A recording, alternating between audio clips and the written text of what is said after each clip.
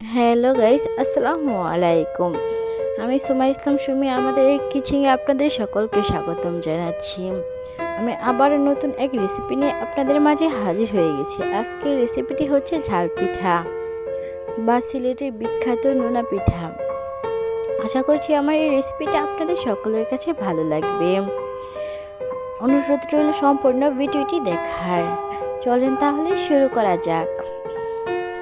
প্রথমে আমি একটি কড়াই বসিয়ে দিয়েছি। কড়াইয়ের মধ্যে আমি কিছুটা পানি অ্যাড করে দিচ্ছি। পানিতে দিয়েছি লবণ, হলুদ গুঁড়া আর দিচ্ছি লঙ্কা গুঁড়ো, দিয়ে দিচ্ছি আদা রসুন বাটা।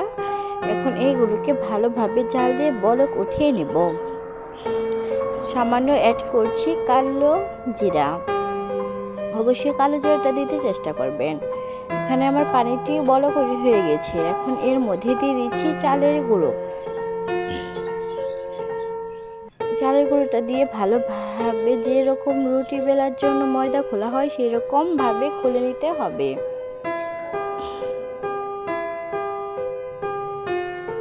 আমার এটা খোলা হয়ে গেছে, দেখতেই পাচ্ছেন। এখন এর মধ্যে আমি সামান্য একটু তেল ব্রাশ করে নিচ্ছি।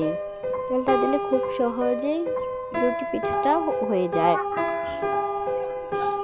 এখন আমি এই ডোটাকে 4-5 খণ্ডে ভাগ করে নেব।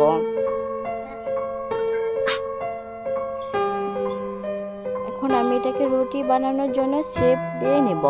আমি এখানে সামান্য চালের গুঁড়ো ব্যবহার করছি, আপনারা চাইলে না দিতে পারেন। এখন আমি রুটি বানিয়ে নেব।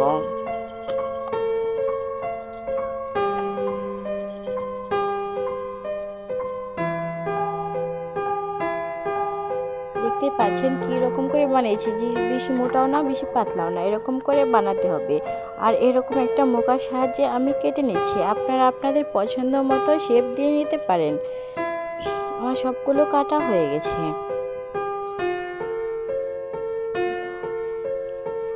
অবশ্যই বাসায় একবার হলে তৈরি করে দেখবেন এই পিঠাটা। আমি এখন অন্য একটি কড়াইতে তেল বসিয়ে দিচ্ছি, যতটুকু তেল লাগবে এটা ভাজার জন্য। আমার এই সবগুলো পিঠা বানানো হয়ে গেছে। এখন তেলের মধ্যে আমি একটু ডো ছেড়ে দিয়ে দেখলাম তেলটা ভালোভাবে গরম হয়েছে কিনা। এখন আমার তেলটা ভালোভাবে গরম হয়ে গেছে। এখন এর মধ্যে একটা একটা করে পিঠা দিয়ে দেব। দেখতেই পাচ্ছেন দেওয়ার সাথে সাথে কি রকম করে ফুলে যাচ্ছে। তাই জন্য ভালোভাবে তেলটা আগে গরম করে নিতে হবে।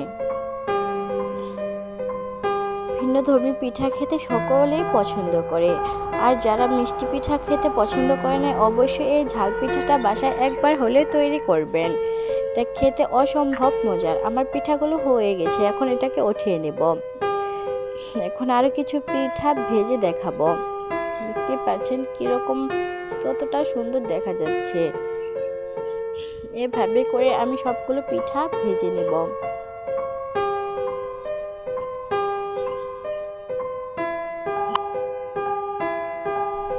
আমার পিঠাগুলো ভাজা হয়ে গেছে, দেখতে পাচ্ছেন সব কয়টা পিঠা ভেজে নিয়েছি। প্রথমে বলেছি আপনাদের পছন্দ মতো শেপ দিয়ে নেবেন।